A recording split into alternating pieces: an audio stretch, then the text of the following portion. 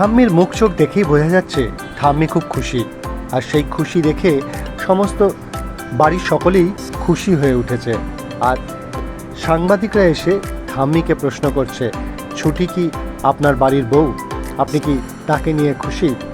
ঠাম্মিও হেসে হেসে তাদের সাথে জবাব দিচ্ছে, কিন্তু ছুটিকে সে শুনিয়ে দিল যে তুমি ভেবো না যে তোমাকে আমি আমার নাত বউ হিসাবে অভির পাশে দেখতে চাই, একদমই আমি তোমায় দেখতে চাই না।